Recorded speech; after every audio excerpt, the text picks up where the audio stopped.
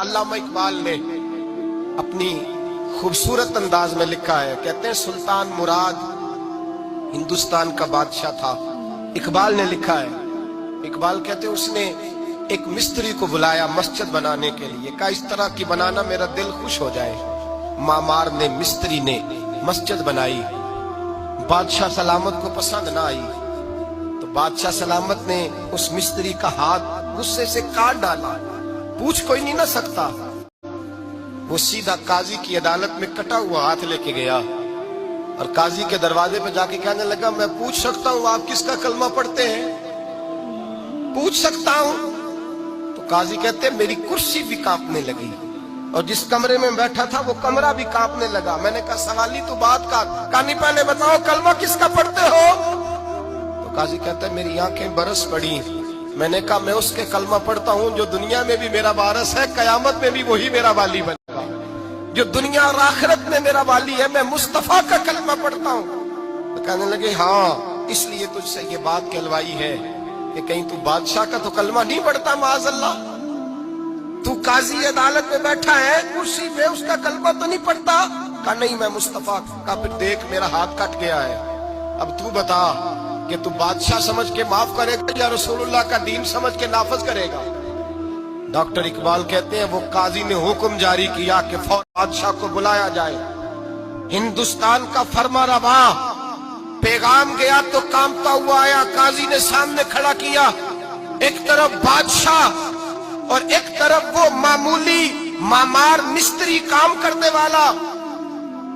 तो काजी गरजदार आवाज में कहने लगे, बादशाह तू बता, इसका खून सुर्ख है तो तेरा सुर्ख नहीं? इसके बाजू पे गोश्त है तो तेरे बाजू पे नहीं?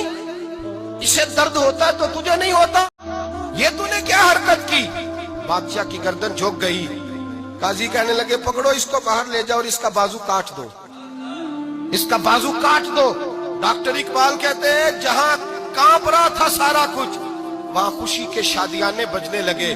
काजी कहने लगा इसका बाजू काटो और इसको बताओ अमीर गरीब का फर्क उतनी देर होता है जितनी देर बंदा मुसलमान नहीं होता, और जब कोई रसूलुल्लाह का गुलाम हो जाता है फिर सारे बराबर हो जाया करते हैं।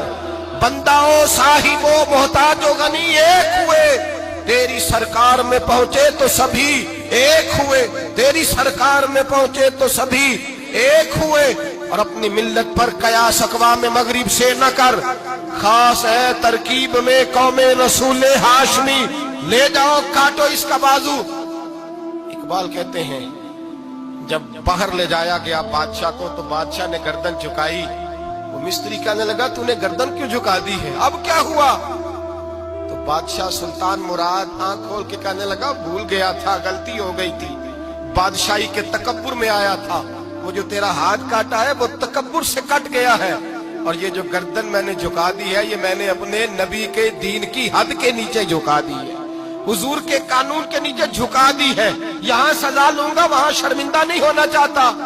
उस मिस्त्री ने बढ़ के सीने से लगा लिया और कहने लगा काजी साहब मैंने माफ किया, मुझे पता गया है कि मुसलमान बादशाहों का कलमा नहीं पढ़ते, मोहम्मद अरबी का कलमा पढ़ते हैं, रसूलुल्लाह का कलमा पढ़ते हैं। और जब तक मुसलमान नबी पाक का कलमा पढ़ेंगे कोई अल्लाह की हदों को नहीं तोड़ेगा, कोई दीन को पामाल नहीं करेगा, किसी के अंदर ताकत पैदा नहीं होगी कि वो दीन की हद को तोड़ सके।